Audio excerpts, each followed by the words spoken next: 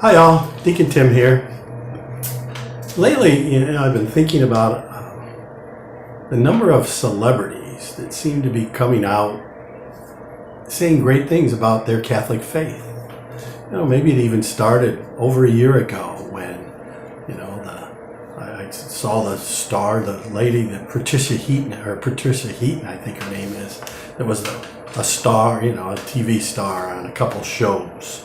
And she talked about her Catholic faith, and especially in the last year, Mark Wahlberg has really gotten, he joined with Form, I believe it is, or Hallow, is Hallow, and he's done all kinds of things, and he's really stepped it up.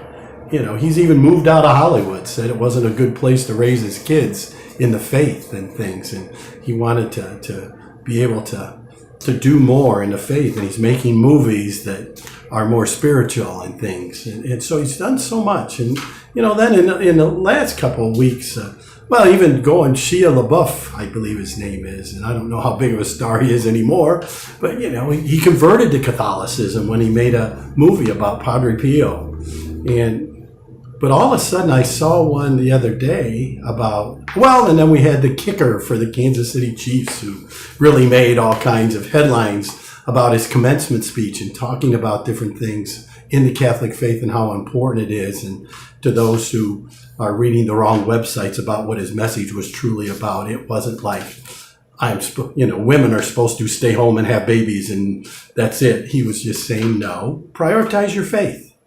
Women should prioritize faith and family over career, as all of us should. But then just the other day, there was a thing, the Boston Celtics, and I know some of you probably aren't sports fans, but they just won the NBA championship, and their coach is a 35-year-old guy, very young for a coach in the NBA, who's Catholic. And it showed him before the playoff games, 3 or 4 hours before the game, he would be walking around the court by himself, saying the rosary. The rosary was hanging from his hand, and he would say the rosary. And then I saw another clip. After one of the games, he was being interviewed, and they said to him, well, did you know the royal family was in the house tonight? And they were at the game, and did you get to talk with the royal family and have a conversation with them? And he looked at the person asking the question, and he said, oh, you mean Jesus, Mary, and Joseph were in the crowd tonight? Because that's the only royal family I know.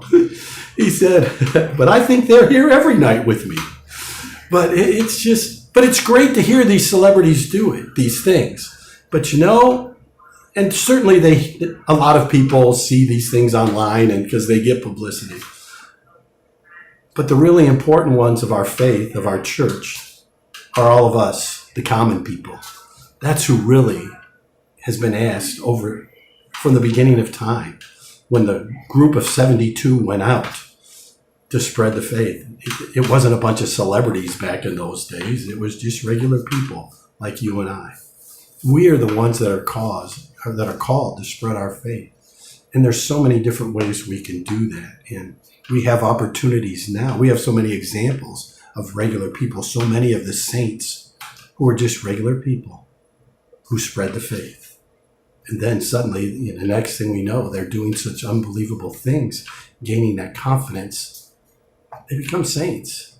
I mean, think about it. We have just now, the second miracle was proven in Carlos Acutis,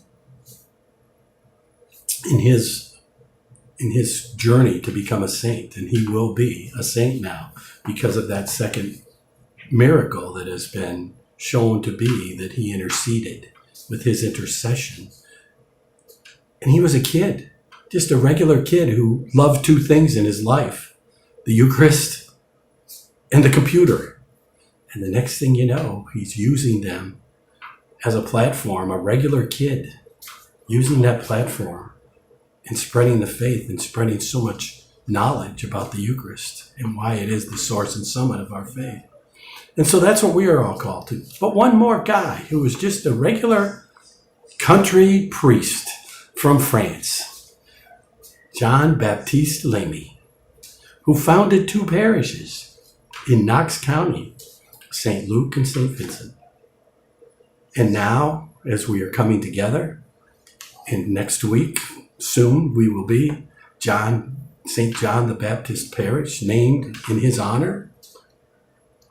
All these regular people at these two churches have the chance to spread this faith, to do such great things with our two churches in our new parish. And we're all able to do it. And all we have to do to find out some is look at our ministry page in our bulletin.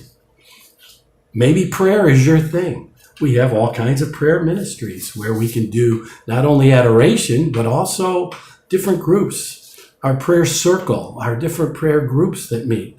The Sacred Heart of Jesus group that meets. All of those. We have study ministries. And we're going to, make it even easier on you with these study ministries. Not only can you join them, you can have one as we come out with some new information about the library that's at St. Vincent's and showing at both churches in our parish how you can use it. But we have all kinds of different Bible study things in this library where you can just take it home. We're going to be able to sign out a DVD player to connect to your television and have your own Bible study at your house if you'd like. Maybe with just your family, maybe invite some friends, but to spread the faith.